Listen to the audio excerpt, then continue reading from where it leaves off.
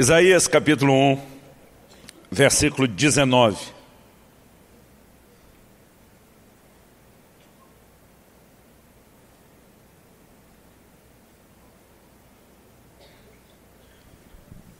O texto sagrado diz assim: se quiserdes e me ouvirdes, comereis o melhor dessa terra. Verso 20. Mas se recusardes e fordes rebeldes, sereis devorados à espada, porque a boca do Senhor o disse.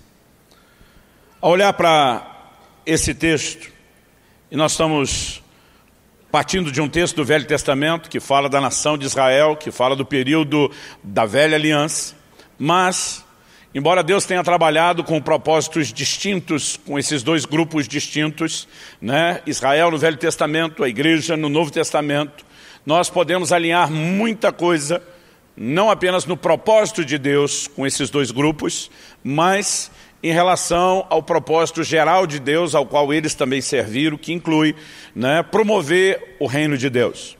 Então, se há características muito distintas para cada período, há também princípios que são aplicados na vida desse povo do Velho Testamento e que eles servem de lição para cada um de nós no Novo Testamento. O apóstolo Paulo diz que aquilo que acontecia a Israel foi escrito para advertência a nós, de quem são chegados os fins dos tempos. Então Deus os tirou do Egito e os guiou a uma terra que manava leite e mel, uma terra que ele chamou, né, o povo passou a chamar de a terra prometida, por conta da promessa feita aos patriarcas. Essa terra era um lugar de abundância, onde as bênçãos de Deus, né, foram expressadas de forma física, material, palpável, em um padrão de vida completamente diferente daqueles que eles tinham antes de serem introduzidos na terra. Quando olhamos para esse texto hoje, uma declaração como essa: se quiserdes e me ouvides, comereis o melhor dessa terra, não acredito que a aplicação que eu e você precisamos procurar seja de desfrutar apenas do aspecto natural ou material tangível da bênção de Deus que se expresse em qualidade de vida. Nós precisamos entender que quando Deus fala sobre comer o melhor da terra, Ele estava falando sobre usufruir plenamente aquilo que Ele havia prometido. Em outras palavras, Ele estava dizendo: se vocês tiverem a atitude correta, vocês podem desfrutar de forma plena daquilo que eu estou disponibilizando e oferecendo para vocês. Então, quando pensamos dessa lógica, pensamos dessa maneira, imaginamos que comer o melhor da terra não diga apenas respeito ao tipo de refeição que você tem ou ao padrão natural de vida, mas de desfrutar a medida plena da bênção de Deus. E a bênção de Deus sobre nós, a igreja do Novo Testamento, ela não se limita àquilo que é material. Em Efésios, no capítulo 1, no versículo 3, a Bíblia diz que Deus já nos abençoou com toda sorte de bênçãos nas regiões celestiais em Cristo Jesus. Então eu quero que a gente consiga enxergar além de uma bênção material, né? E que a gente entenda que no plano, no propósito que Deus tem para nós, não apenas incluindo o que é espiritual, mas começando a partir disso, é possível ter uma atitude que nos leve a viver a medida cheia daquilo que Deus tem. Por outro lado, no versículo 20, ele diz: mas se recusardes e fordes desobedientes ou rebeldes, né, o Senhor diz, em vez de viver a bênção, vocês vão experimentar juízo. E algo que eu quero começar destacando aqui, diz respeito justamente a essa frase: se quiserdes ou se recusardes. Tudo começa a partir de uma escolha que eu e você precisamos fazer. Essa escolha só é possível porque Deus criou o homem dotado de livre-arbítrio, autodeterminação, poder de escolha. Nós podemos exercer tanto o privilégio como a responsabilidade da vontade. E na verdade, o tema da minha mensagem hoje é o poder da vontade. Eu quero chamar a sua atenção para quão forte a sua vontade pode ser, no sentido do impacto que isso vai produzir na sua vida espiritual. Há uma combinação clara aqui de escolha e comportamento. Se quiserdes e me ouvirdes, obedecerdes a minha palavra. Do outro lado, Deus diz: mas se vocês não quiserem e me desobedecerem, forem rebeldes. Então Deus está dizendo que primeiro nós fazemos uma escolha e depois há uma atitude que acompanha a nossa escolha. E isso determina o lugar para onde nós vamos. Se viveremos o melhor de Deus, a medida cheia, a plenitude do que Ele tem, ou se veremos simplesmente essa promessa feita escorrer pelo dedo das mãos, sem a capacidade de retê-la, de segurá-la ou de desfrutá-la. E isso, acredite, não é decisão de Deus, é nossa. Nós precisamos entender o poder da nossa própria escolha. Eu sei que quando começamos a falar de livre-arbítrio, existe sempre algumas pessoas, alguns grupos que reagem como se nós estivéssemos falando contra a soberania de Deus. Porque o conceito de alguns é que, para que Deus seja soberano, Ele é que tem que escolher tudo e o homem não pode escolher praticamente nada. Em alguns círculos o homem não escolhe nada. Em outros ele escolhe algo bem menor. Eu lembro de um filme que assisti, e no meio daquela, era uma comédia romântica, vamos dizer assim, mas no meio daquela paródia, não sei quantos assistiram o filme, Agentes do Destino, ele na verdade fala de seres infiltrados que trabalham de forma escondida para que as pessoas vivam o seu propósito e o seu plano. E tem um camarada que quase todo dia está para encontrar uma moça, e esses agentes trabalham para que ele não encontre. Porque de alguma forma, se eles se descobrirem, o propósito deles vai ser comprometido. Em algum momento ele descobre a ação daqueles seres infiltrados, né? E eles deixam de ser os seres invisíveis, ele percebe aquilo que está acontecendo, então deliberadamente ele começa a lutar contra aquilo, e eles mais intensamente, chega um momento que ele questiona, cadê o livre-arbítrio? Esse é o tipo de filme que com certeza teve o dedo do script de alguém que conheceu alguma coisa do evangelho, dos debates teológicos. E aí o agente responde, diz, bom, o fato de você escolher o cardápio não quer dizer que você tenha escolhido a lanchonete. De alguma forma, a tentativa daquilo é insinuar parte do que são esses debates. Não, talvez o homem tenha direito de escolher algumas coisas, mas Deus não deixa escolher tudo. Eu quero te dizer, eu não concordo em absoluto que para que Deus seja soberano, a gente não pode, como homem, nós não tenhamos o poder de escolher. Até porque o poder da escolha foi dado por Deus. Outro dia alguém falou para mim, não, quando você coloca a responsabilidade na escolha do homem, você anula a soberania de Deus. Eu falei, não, quando você deixa Deus como soberano, só do jeito que você quer que ele seja soberano, é que você anula a soberania de Deus. Se foi ele que decidiu dar ao homem o direito de escolha, ele é soberano para dar o direito de escolha. Se ele decidiu que o homem teria as consequências das suas escolhas, ele é soberano também para decidir isso. Agora você quer deixar Deus soberano do seu jeito e não do jeito dele? Desculpa, estou dando nó na cabeça de alguns. A verdade é que a palavra de Deus fala de um plano e um propósito de Deus, mas ela fala também de escolhas. Ela fala também de um Deus que se antecipa às nossas escolhas, porque Ele é um Deus presciente. O apóstolo Pedro escreve e diz que nós somos eleitos, escolhidos, conforme a presciência de Deus. Em Romanos 8:29 também lemos isso, aos que dantes conheceu, presciência, também predestinou, traçou um destino de antemão. É lógico que é uma combinação desse Deus soberano que conhece a minha e a sua vontade, antes mesmo de termos feito a escolha. Mas de acordo com as Escrituras, eu quero te mostrar isso, a nossa vontade, ela tem um peso extraordinário, né? Maior do que a maioria de nós tem a capacidade de mensurar, em como será a nossa vida e como, ou não apenas o como, o quanto nós vamos desfrutar daquilo que Deus disponibilizou ou não. Só para efeito de ilustração, sem trazer no mesmo patamar das declarações bíblicas, muito menos tentando colocar acima, há uma frase que é atribuída a Albert Einstein, que eu gosto muito. Ele diz, há uma força motriz mais poderosa que o vapor, a eletricidade e a energia atômica, a vontade. E a respeito dessa força, é desse poder que eu quero conversar com vocês hoje, o poder da vontade. Em primeiro lugar, muitas vezes esse destaque que fazemos é para ajudar tanto quem está anotando como para lembrar. Em primeiro lugar, o primeiro ponto que eu acho que vale a pena a gente conversar, embora não dá para discutir de forma exaustiva, é que o que Deus faz na vida do homem, nas nossas vidas, não depende só da vontade dele. Vou repetir isso, por mais assustador que pareça. O que Deus quer fazer, o que Ele fará, o que Ele fez, o que Ele intenciona ou já pôde fazer, não depende só da vontade dele. A palavra de Deus diz em 1 Timóteo, no capítulo 2, no versículo 4, de maneira taxativa e explícita, sem espaço para questionamento, que Deus deseja que todos os homens se salvem e cheguem ao pleno conhecimento da vontade, da verdade. Essa é a vontade de Deus. Se essa é a vontade de Deus, por que é que não está todo mundo salvo? Porque a vontade dele não é empurrada goela abaixo de ninguém. Ela é revelada, ela é exposta. Deus trabalha em favor dela, Deus mobiliza a sua igreja para promover o cumprimento da sua vontade. Mas a vontade de Deus precisa ser de alguma forma escolhida pelo homem, para que então, depois de ser a vontade dele, haja uma combinação e a vontade de Deus possa se cumprir na vida dessa pessoa. Se nós não olharmos para isso na palavra de Deus com clareza, nós talvez viveremos vidas passivas, esperando que Deus faça as coisas por si mesmo, sem que a gente tenha responsabilidade nenhuma. Aliás, há uma ênfase muito grande nos nossos dias, de um evangelho que exime o ser humano de responsabilidades.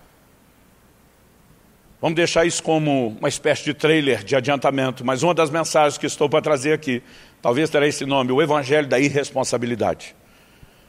E não hoje, mas no segundo momento, eu quero tratar de como as pessoas estão tentando anular a responsabilidade do homem em cooperar com o plano e o propósito de Deus. Se nós não entendemos isso, permaneceremos sentados de forma passiva, esperando Deus fazer algo que sozinho Ele não fará nas nossas vidas.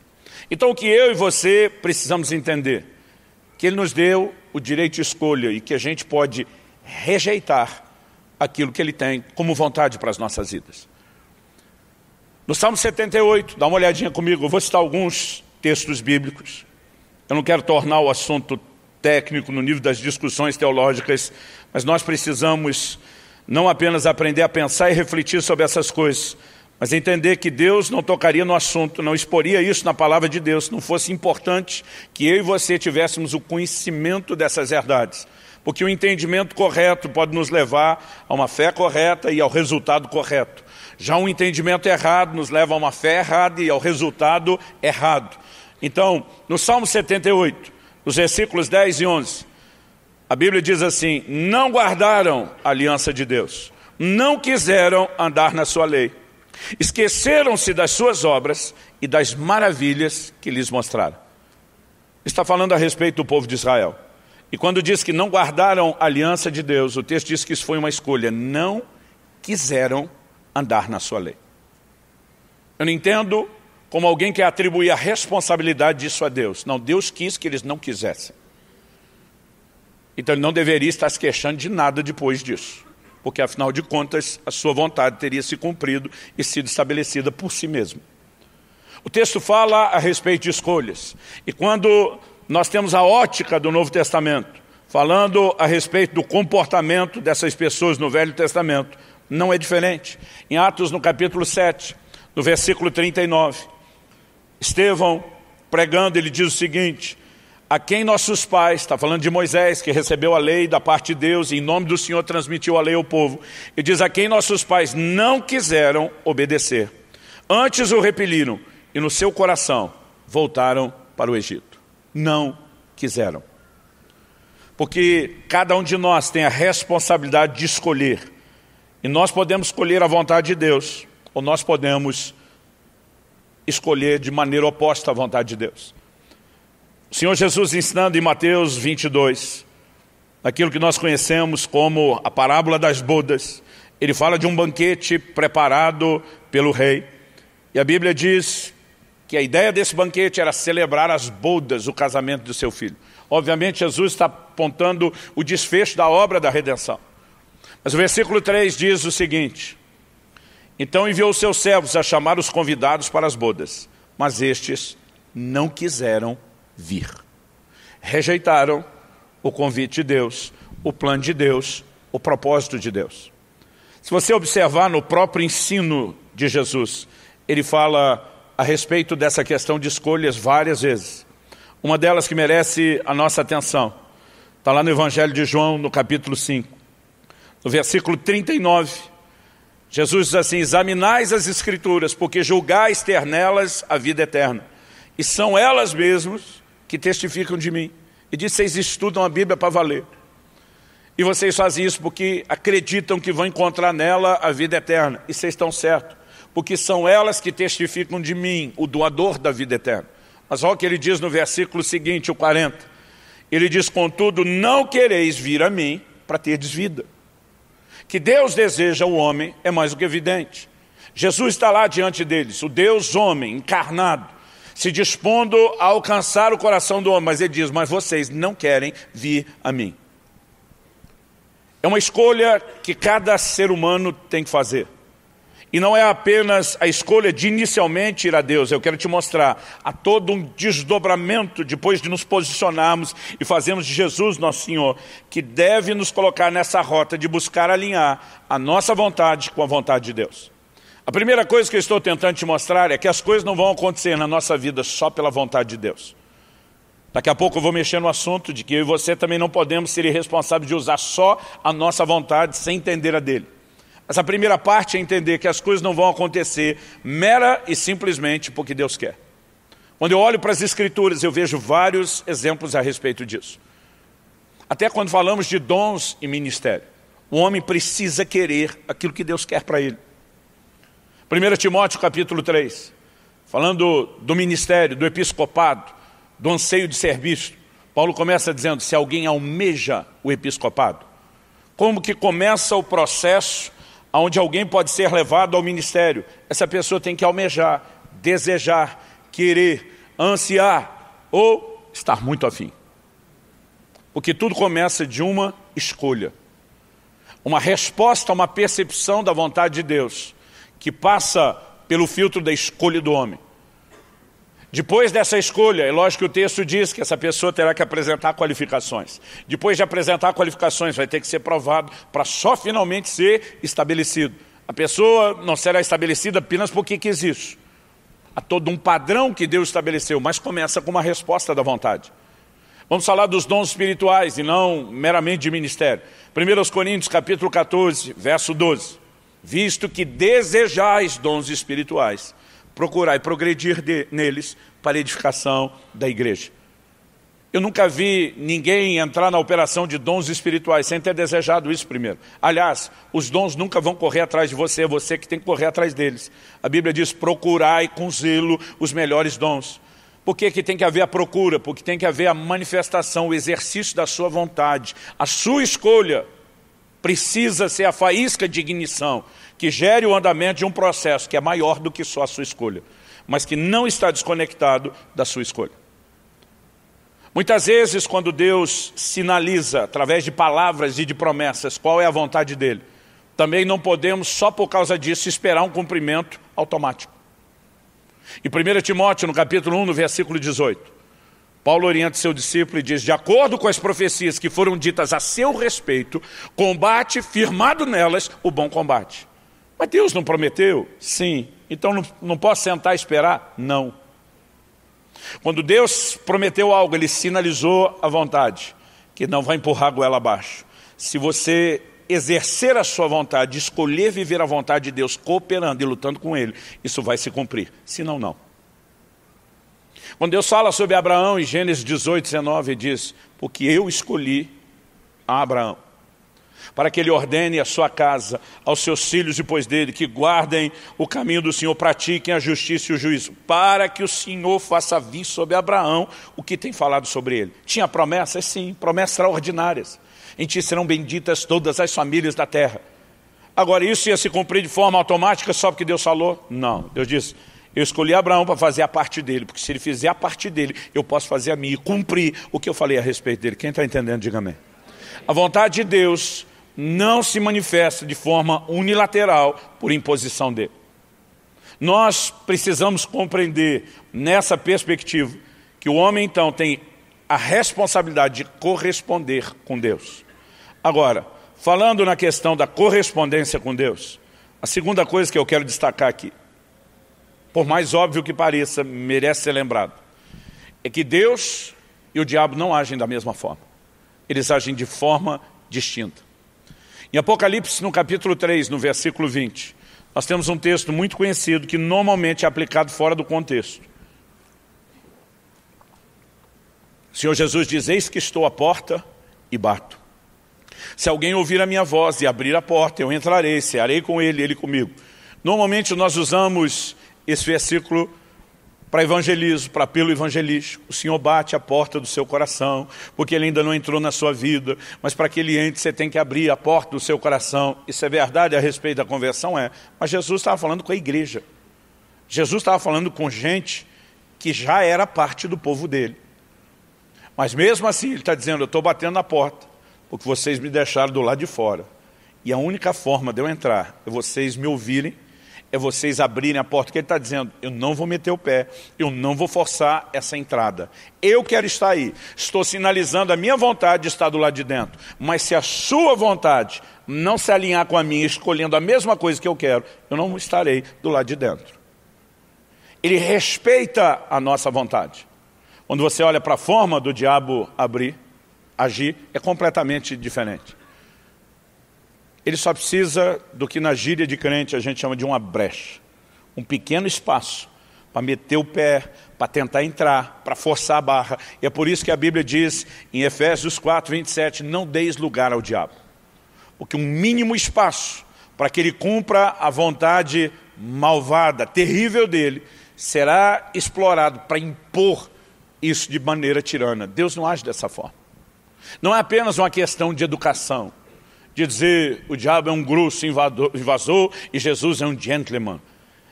Na verdade são princípios. Deus deu ao homem o direito de escolha e Ele diz, eu quis que você escolhesse. Eu quis que você me quisesse. O diabo não está nem aí se você quer ou não quer ele. Se ele puder arruinar a sua vida, ele vai forçar a barra para entrar.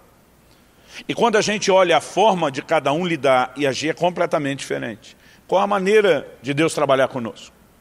Em Deuteronômio, no capítulo 30 e no versículo 15, a gente enxerga um Deus que indica a verdade enquanto faculta a escolha. A forma do diabo agir é completamente diferente, eu vou falar disso daqui a pouco. Em Deuteronômio 30, 15, o Senhor diz assim, eu coloco diante de vocês a vida e a morte, a bênção e a maldição. Você vai encontrar isso também no versículo 19, vou até misturar os dois. Aí o Senhor diz, escolhe, pois, vida, para que vivam você e a sua descendência. O que Deus está dizendo? Há dois caminhos diante de você. Um caminho é o caminho de vida e bênção, o outro caminho é o caminho de morte e maldição. Quem escolhe é você. Deus está dizendo, eu não vou escolher por você, o que eu posso fazer é orientá-lo a respeito da melhor escolha. E a maneira de orientá-lo é lembrando você que a sua escolha te leva a consequências. Tem muita gente escolhendo o caminho errado e quando chega no fim de morte ou maldição, está revoltado com Deus. Eu não sei como Deus reage aos esbravejos de alguns cristãos. Eu imagino algumas vezes ele com vontade de rir. Eu imagino Deus olhando e dizendo, crente, você tem que ser estudado pela NASA. Eu digo para você que o caminho é de morte. Você escolhe o caminho, vai até o fim. E quando você encontra o que eu te adverti, o culpado sou eu. Porque a falta de entendimento, não só do poder da vontade, mas da responsabilidade das nossas escolhas, nos leva a uma fé frágil que questiona um Deus que deveria ser soberano para livrar nossa cara, mesmo quando nós estamos desobedecendo Ele. Não funciona assim. Ele diz, se você quiser e me ouvir, você come o melhor da terra. Se não quiser, se me rejeitar, vai se lascar. O seu final não será bom. Mas ele diz, estou dizendo exatamente o que está diante de você, para que você escolha consciente. E outra, da minha parte, hashtag fica a dica, escolhe vida. Se você quiser ouvir a minha orientação, você vai poder escolher direito. Agora, a maioria de nós faz escolhas sem procurar entender as orientações dele. O baixo envolvimento da maioria dos cristãos com a palavra de Deus não é apenas algo assustador, que merecia ser classificado como vergonhoso, é trágico nos seus efeitos. Porque a maior parte das pessoas tem que fazer escolhas importantes e cruciais, sem sequer ter noção do que é que Deus fala a respeito dessas coisas. Então muitas vezes Deus estabelece claras proibições. As pessoas violam aquilo e depois se queixam a respeito de uma falta de intervenção de Deus. Imagine Deus olhando e dizendo, podia no mínimo ter lido o livro de Provérbios. Provérbios diz que o desavisado passa e sofre o mal, mas o sábio desvia. Muitas coisas que podem ser antecipadas, podem ser compreendidas e evitadas através de escolhas sábias. Mas Deus não vai empurrar a vontade dele, por melhor que seja, goela abaixo. Se você quer comer o melhor da terra, vai ter que querer isso e vai precisar aprender a ouvi-lo. O diabo, por outro lado, não age nada parecido com ele. Normalmente ele não dá muita escolha. E não apresenta uma bifurcação, dizendo, olha, tem dois caminhos, o de vida e o de morte, o de bênção e o maldição. Ele esconde o de vida e o de bênção. E ele pinta o de morte e maldição, como fosse vida e bênção, dizendo, essa é a única opção que Deus não quis que você pegasse. Porque ele está lutando contra o seu melhor. Então ele começa desde a primeira tentação, dizendo ao primeiro casal, Deus sabe que no dia que vocês comerem da árvore do conhecimento do bem e do mal, vocês vão se tornar que nem ele. Ele está limitando vocês. Ele não quer que vocês vivam o melhor que ele tem. Quando justamente a capacidade de escolher corretamente é que vai nos levar a comer o melhor da terra, a maneira como o diabo trabalha é a distorção dos fatos. Ele simplesmente nos empurra, nos manipula e nos engana, apresentando uma única escolha, como se aquela fosse só o caminho de vida e bênção, quando na verdade é sempre o caminho de morte e de maldição. Há caminhos que ao homem parece de vida, diz a Bíblia, mas que no fim é de morte. Por quê? Porque pintaram uma outra placa de sinalização na entrada. E você, desavisado, acabou entrando naquilo. Nós precisamos desenvolver um relacionamento mais profundo com a palavra de Deus. Eu costumo repetir que é impossível você ser profundo no relacionamento com Deus, sem ser profundo no relacionamento com a palavra de Deus. Porque o entendimento de Deus vai nos nortear, vai nos dirigir. Ouvir os conselhos de Deus viabilizam escolhas muito melhores para mim e para você. Agora, quando eu vejo essa diferença, eu percebo o seguinte, algo a respeito da alma do homem que nós podemos destacar, é que ela é composta de emoções, razão e de vontade. No momento da tentação, normalmente as três são provocadas. O diabo faz com que o primeiro casal, em especial Eva, com quem começa, pense a respeito daquilo. Ele está trabalhando o nível da razão. Depois, ele começa a trabalhar o nível das emoções. Deus está sabotando você. Está evitando que você viva o melhor dele. Ao mesmo tempo, ela está olhando e está percebendo que aquilo tudo é agradável. Aliás, a Bíblia diz que ela olhou e diz que viu que a árvore era boa para se comer. Depois diz que ela era agradável aos olhos e, no fim, desejável. Esse é o momento onde, depois de transitar pelo caminho da razão e da emoção, a vontade se fez vulnerável para uma escolha. Se você perceber, Deus também vai tentar influenciar esses três elementos. Você está num momento como esse, sua razão está sendo instigada a pensar em linha com a palavra de Deus. Muitas vezes, no final da reunião, estamos orando e percebemos que o Espírito Santo muitas vezes visita as nossas emoções. E a gente sai com aquela vontade de ser crente, de fazer tudo certo. Porque essa transição de trabalhar tanto a razão como as emoções é para que, de alguma forma, a vontade seja provocada a ser exercitada. Nós precisamos escolher aquilo que Deus tem para nós. Deus não quer mera e simplesmente estabelecer, empurrar goela abaixo aquilo que Ele tem para nós, sem que a gente se alinhe ao que Ele deseja. É mais ou menos assim. Se eu e você não quisermos o que Ele quer, a vontade dEle não pode se cumprir. Aliás, nós podemos dizer o seguinte, nós podemos afirmar que Deus atende quem dá valor ao que Ele oferece. Eu não sei se você lembra disso, mas em Mateus, no capítulo 7, no versículo 6, Jesus diz, não deis aos cães o que é santo, e não lanceis as pérolas aos porcos, para não acontecer que eles se voltem e não apenas pisem elas, mas despedacem vocês. Primeira coisa que nós precisamos entender, Jesus não quer apenas ensinar o que é que a gente faz. Ele não orientava ninguém a fazer nada que ele primeiro não fizesse. Deus nunca orientaria o homem a fazer uma coisa que ele primeiro não faz. Aliás, o confronto de Jesus com os mestres, dos judeus nos seus dias era esse. Vocês botam peso sobre o povo que nem vocês querem carregar. Vocês ensinam eles a fazerem coisas que vocês não fazem. E ninguém pode falar isso de Jesus ou de Deus. Então o que eu e você precisamos entender é que Ele não está orientando a gente a fazer algo que Ele primeiro não faça. Ele também não vai lançar pérola aos porcos. E nem dar o que é santo aos cães. Se alguém que não tem a capacidade de valorizar o que Ele está oferecendo, a mão não será estendida da mesma forma como para aquele que tem a capacidade de valorizar o que Ele está oferecendo. Quem está entendendo, diga amém. Em Mateus 13, de 44 a 46, nós temos duas parábolas em 3 versículos. Numa delas, o reino de Deus é comparado a um tesouro escondido no campo. No outro, é comparado a uma pérola de grande valor. Nas duas parábolas, Jesus fala de gente que ao encontrar o reino prefigurado nessas coisas de valor, ao entenderem o valor daquilo, ao desejarem aquilo, vende tudo que tem, abrem mão de tudo para adquirir aquilo que de valioso eles entenderam estar disponível. O que ele está falando? Do entendimento que nos leva a uma escolha, que prioriza o que Deus tem. Esse é o tipo de gente que entra no reino de Deus.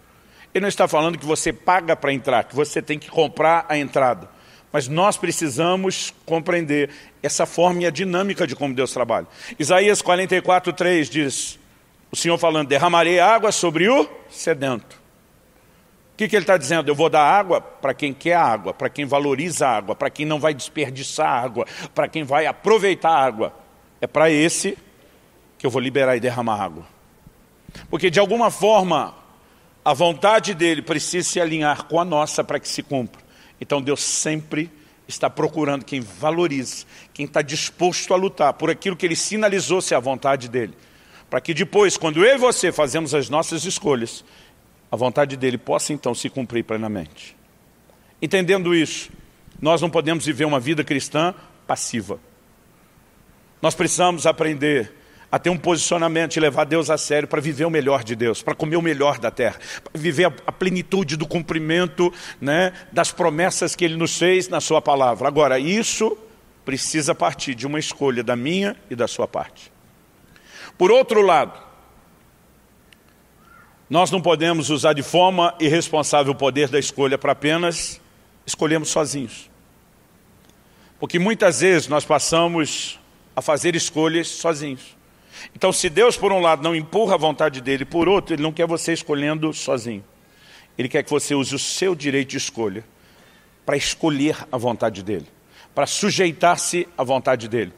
E muita gente, às vezes, tenta viver a sua vida sem nenhuma sujeição à vontade de Deus no aspecto prático. Às vezes ele pensa, já me converti, já estou servindo a Deus, já escolhi o que de principal eu teria que escolher, e é quase como se ele não precisasse mais nada.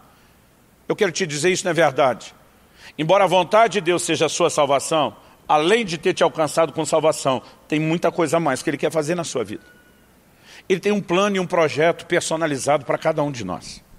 Se eu fosse você, teria dito amém. Isso para mim é empolgante. Saber que Deus não lida conosco só como as massas. Ele consegue ter olhos para cada indivíduo. Ele consegue ter um plano e um propósito específico e traçado para cada um de nós. Mas para que a gente viva essa vontade, além dessa toda genérica que nós falamos até agora, para que a gente viva o cumprimento da vontade do plano personalizado, nós também vamos ter que aprender a fazer as escolhas certas. Abre sua Bíblia comigo em Tiago, capítulo 4, no versículo 13.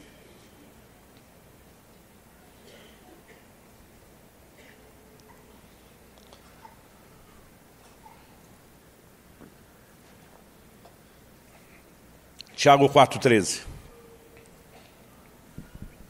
O texto sagrado diz, escutem agora vocês que dizem, hoje ou amanhã iremos para a cidade tal, lá passaremos um ano, faremos negócios e teremos lucros. Vocês não sabem o que acontecerá amanhã. O que é a vida de vocês? Vocês não passam de neblina que aparece por um instante e logo se dissipa. Em vez disso deveriam dizer, se Deus quiser, não só viveremos, como também faremos isso ou aquilo. Então agora Tiago está escrevendo a gente que professa a fé, que está vivendo o plano geral de Deus, que é a salvação. Mas ele diz, você não tem direito de escolher sozinho o seu próprio caminho, o seu destino. Mas as pessoas que não têm capacidade de enxergar o amanhã, elas querem fazer escolhas que vão durar mais do que o hoje, baseadas só no hoje, sem buscar a vontade de Deus. Aí começa uma crise. E a turma olha e diz, bagunçou a economia. Mas todo mundo está indo para os Estados Unidos trabalhar e ganhar dinheiro. Bora para lá. Está todo mundo indo para a Europa. Portugal é a bola da vez. Vamos para lá. E a capacidade de perguntar se Deus tem algum plano ou propósito naquilo. A Bíblia nos conta história de gente que se deu bem, seguindo a leva, e gente que se deu mal. Quando você lê o livro de Ruth e lê a história de Noemi, eles saem dos termos de Israel para outro país, porque eles estavam em crise e dificuldade. A coisa melhorou no outro país? Nada.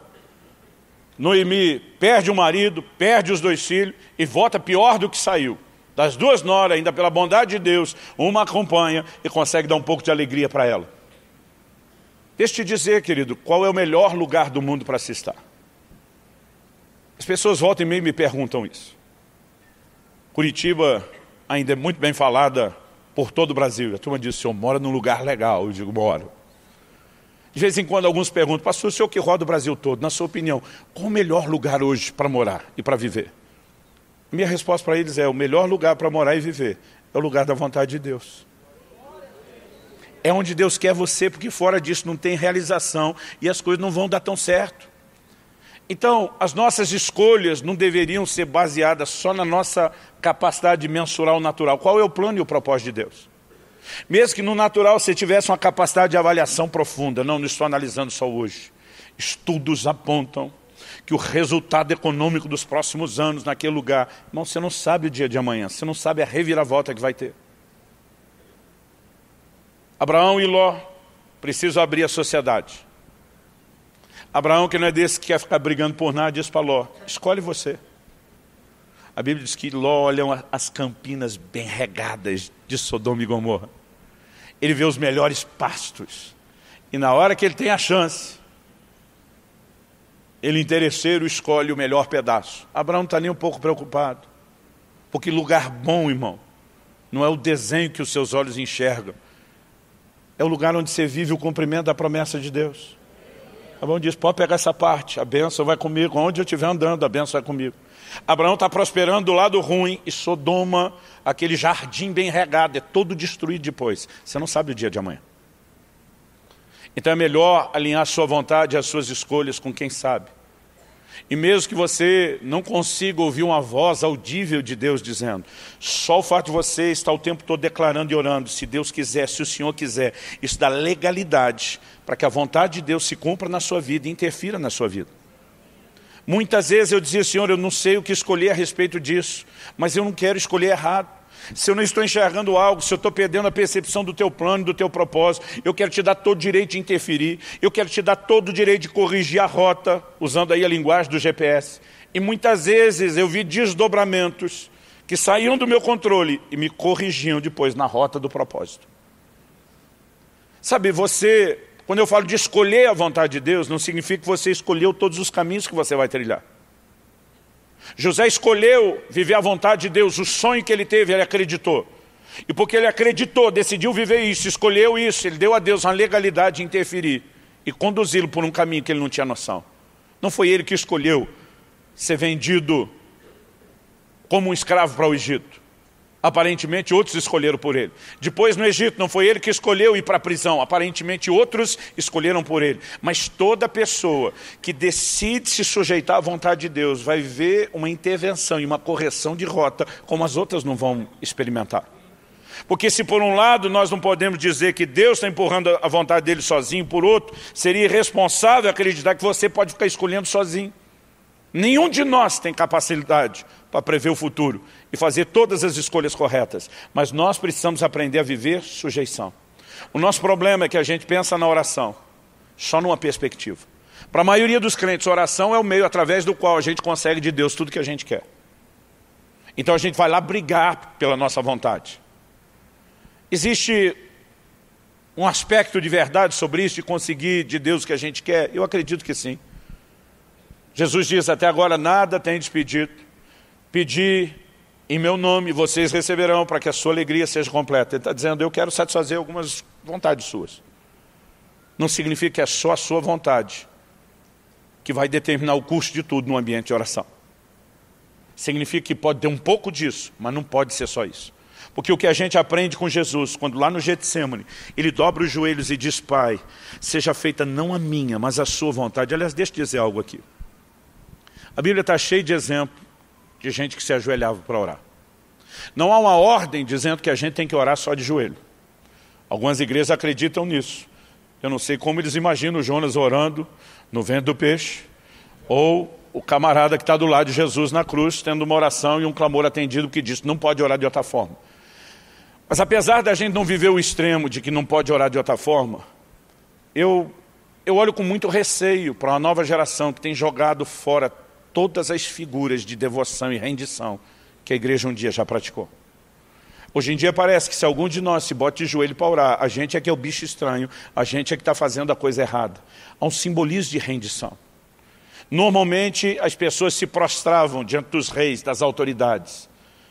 Aqueles que sempre amaram o Senhor tinham o bom hábito de se prostrar diante dele. Não é o ato de se prostrar, é a mensagem de rendição, de dizer: eu me submeto à sua autoridade, eu me submeto ao seu governo. A Bíblia diz que Jesus se ajoelha para orar, e ele começa a orar e dizer: seja feita não a minha, mas a sua vontade. Então o ambiente de oração não deveria ser só aquele lugar ou meio através do qual eu e você conseguimos de Deus tudo que a gente quer. Ele também deveria ser em contrapartida um ambiente ou meio através do qual Deus consiga de nós aquilo que Ele quer. Deveria ser um ambiente de rendição e sujeição à vontade de Deus. Gente, há momentos que a nossa vontade aponta uma direção e nós teremos a percepção de Deus apontando em outra direção. E nesse momento a gente tem que escolher a vontade dEle. Não é só dizer: não, Deus dê livre-arbítrio, eu mando meu nariz, eu faço o que eu quero. Nós precisamos aprender a sabedoria de escolher a vontade dEle. Como que Jesus começa a oração? Ele começa dizendo: se for possível, passa de mim esse cálice. O que você acha que ele está orando? O cálice é o sofrimento da cruz que o aguarda. Ele, em outras palavras, está dizendo: se tiver um plano B, se der para contornar, se tiver um jeito menos doloroso, em outras palavras, está dizendo: perdi empolgação. Mas, se essa é a sua vontade, eu não vou fazer a minha própria escolha. Eu vou escolher a sua vontade. A palavra de Deus define essa rendição à vontade de Deus como piedade. O livro de Hebreus diz que ele aprendeu obediência pelas coisas que sofreu. E diz que nos dias da sua carne, tendo oferecido forte clamor com lágrimas, e tendo sido ouvido pela sua piedade. O Novo Testamento fala muito de piedade, e é o que a gente valoriza e fala pouco hoje em dia.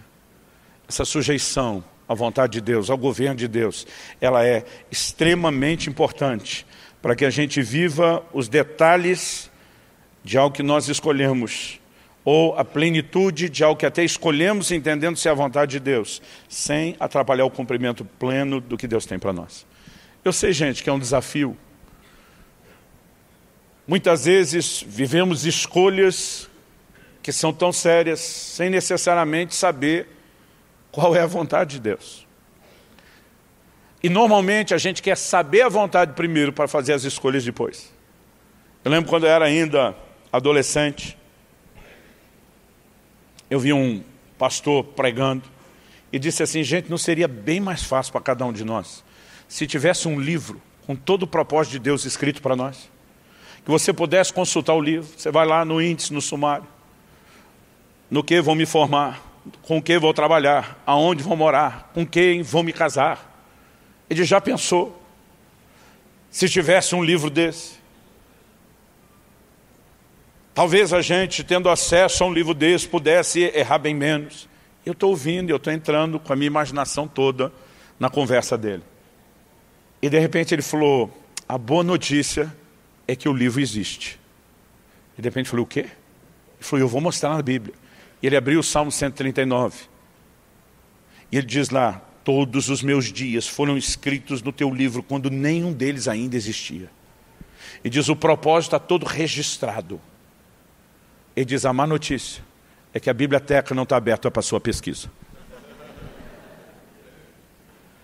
Eu pensei: o que adianta ter um livro se a gente não pode olhar o livro?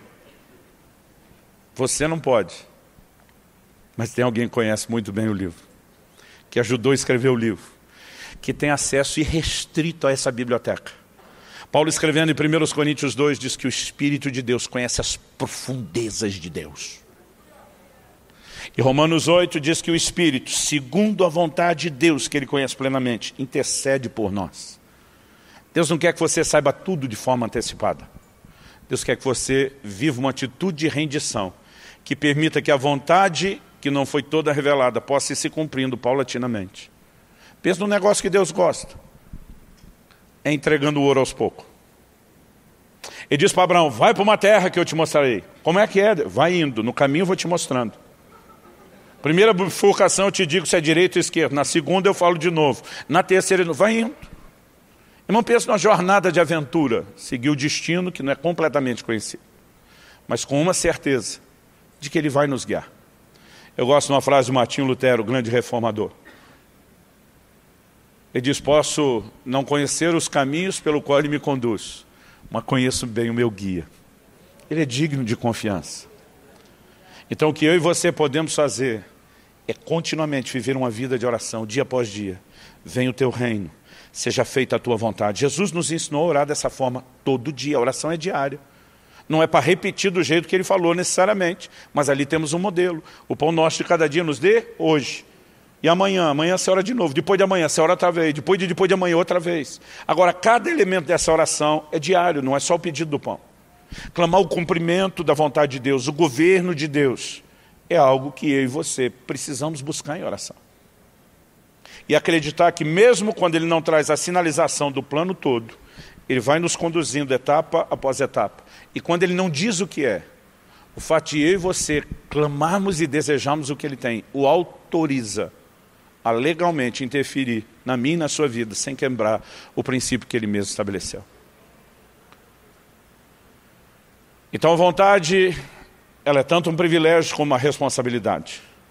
Se a vontade de Deus não será vivida por imposição unilateral dEle, e precisa da minha vontade por outro, eu também não deveria tentar escolher, exercer minha vontade sozinho, sem entender a vontade de Deus. E para isso todos nós vamos precisar gastar tempo com Deus em oração e com a palavra. Eu percebo gente que toma decisões sem orar. Ele vai decidindo, depois ele vai falando para Deus, vai abençoando o que eu decidi. As coisas não funcionam assim. Agora, quando de fato existe um grande interesse da parte de alguém de viver o plano e o propósito de Deus, Deus tem a capacidade de bloquear até gente que te atrapalha no meio do caminho.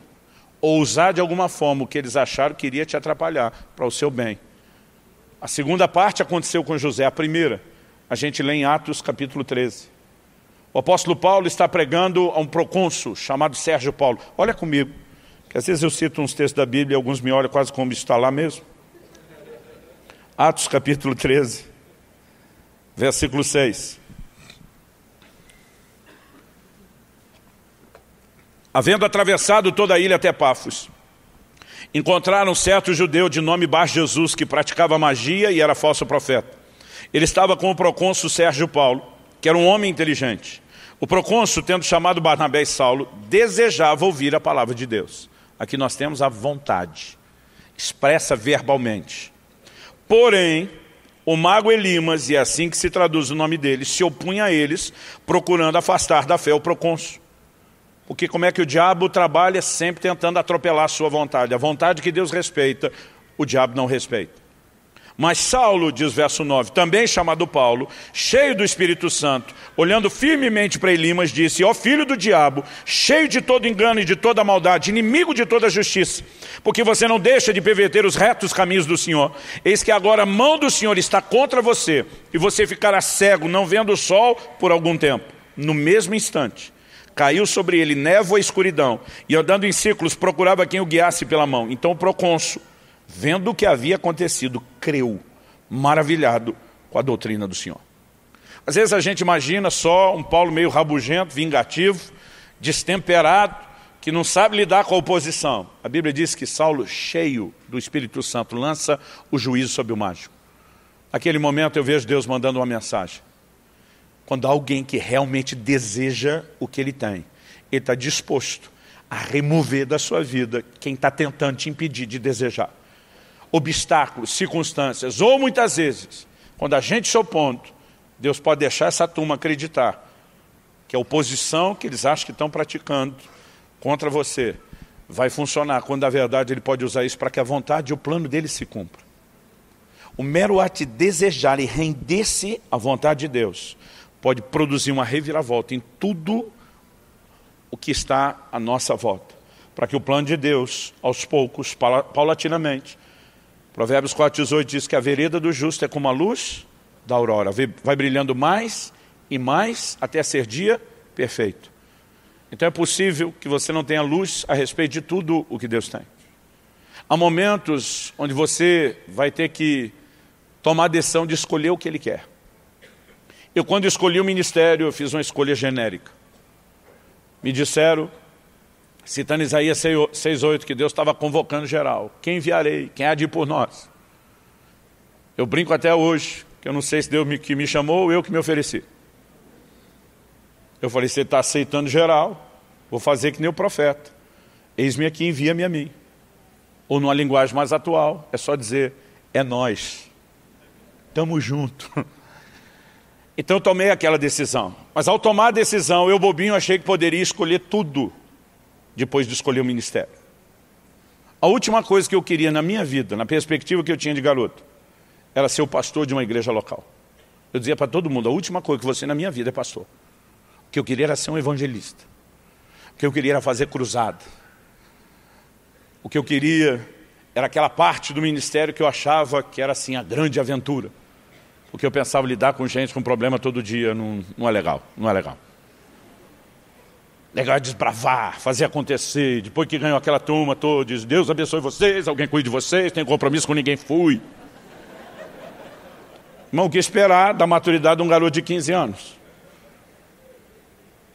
E eu achava que conhecia bem o que era igreja de pastorado, porque apesar de não ter estado lá, sou filho de pastor.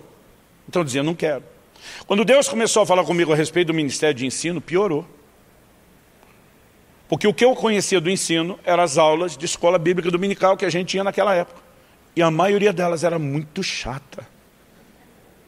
E eu pensava, esse negócio de ficar falando, de dando detalhe, de botando informação na cabeça dos outros, não tem muito proveito, não tem muito propósito, eu não queria.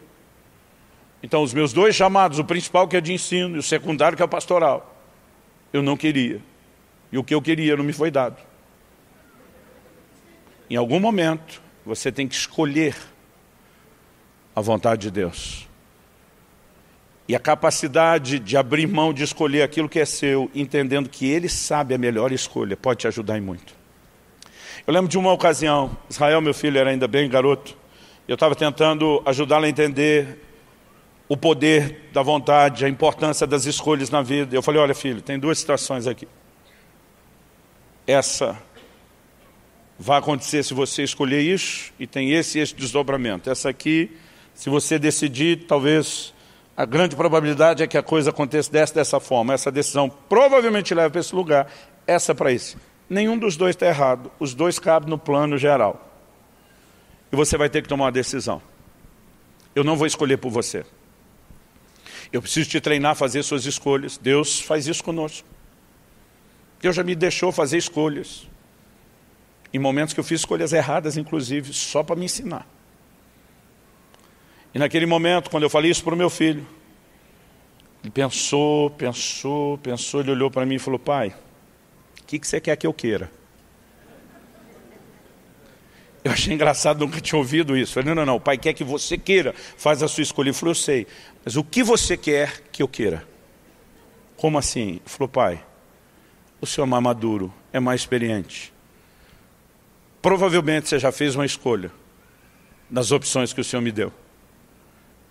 O que você gostaria que eu escolhesse? Eu falei, filho, eu estou te ensinando a escolher. Ele falou, pai, o senhor tem que me ensinar a responsabilidade de escolher e a confiar em quem pode dirigir a gente na escolha.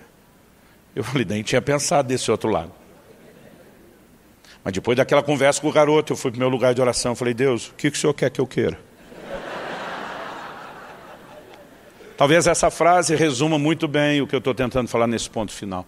Aliás, falando em ponto final, vamos ficar em pé para parecer que está acabando. Que eu gostaria que nós orássemos, nos sujeitando à vontade de Deus. De forma prática, olhe para cá. O que eu espero que o entendimento do que você ouviu hoje produza na sua vida. Primeiro, que isso te ajude a romper com a passividade de só ficar sentado esperando que Deus faça tudo. Segundo, que isso não te leve para o outro extremo de achar que você só tem que ser proativo e sair escolhendo ou decidindo tudo. Há um lugar onde a gente precisa saber combinar as nossas escolhas com a vontade de Deus. Onde a gente precisa aprender a cultivar o desejo por Deus e pela sua herança. Essa terra prometida que Ele tem para cada um de nós.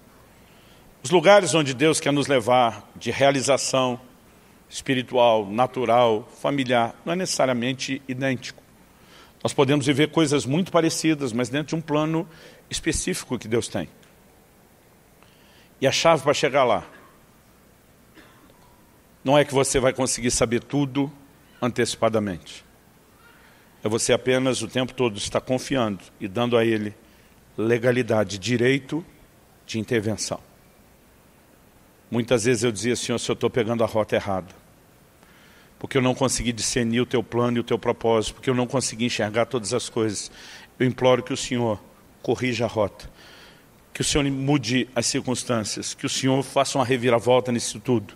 E muitas vezes, ao orar dessa forma, eu vi a reviravolta acontecer.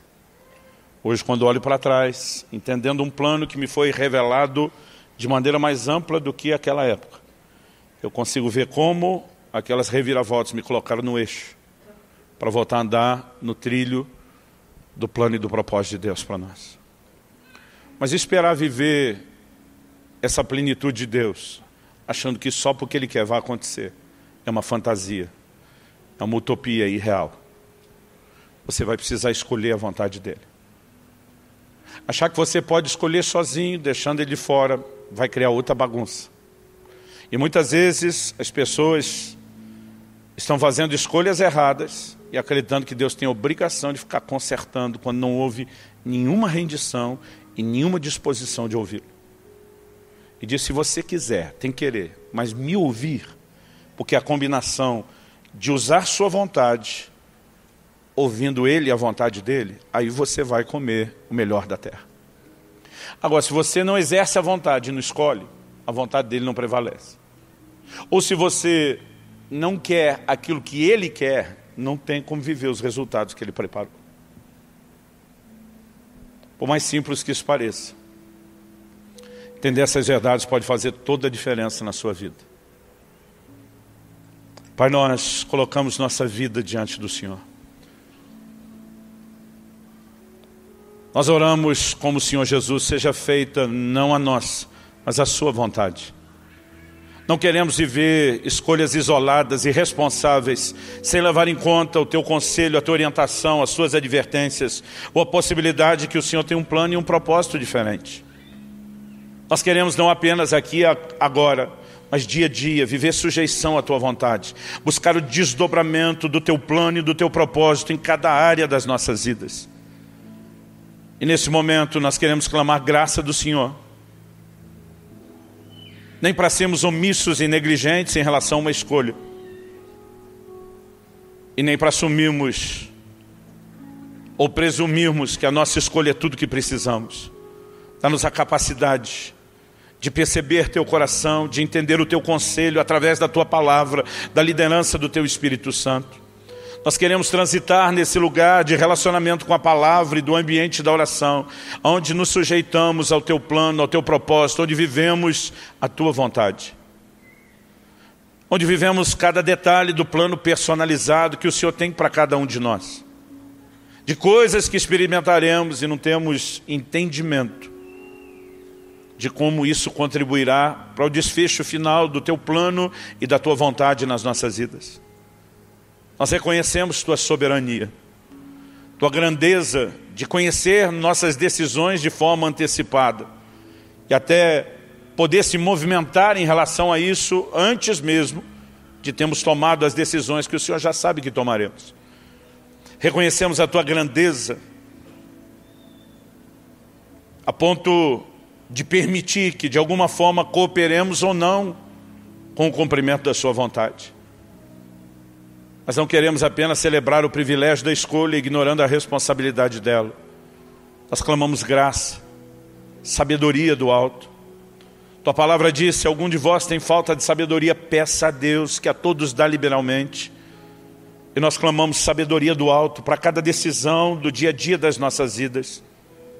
Queremos aprender a viver declarando: se o Senhor quiser, se for da vontade de Deus, e verbalmente autorizar a cumprir a sua vontade nas nossas vidas. Nós oramos em nome do Senhor Jesus. Nessa noite, que o Senhor possa encontrar, através da rendição de muitos, a oportunidade para corrigir a rota. Que o Senhor possa agir nas circunstâncias, mesmo se não houver uma sinalização clara de todo o desdobramento do seu propósito. Talvez alguns de nós precisamos simplesmente nos arrepender diante do Senhor por ter te deixado fora de tantas escolhas, ou por não ter escolhido aquilo que já sabíamos que o Senhor sinalizou que queria. E oramos por graça para recomeçar, para alinhar, para corrigir a rota, em nome de Jesus, em nome de Jesus, e para a glória de Deus.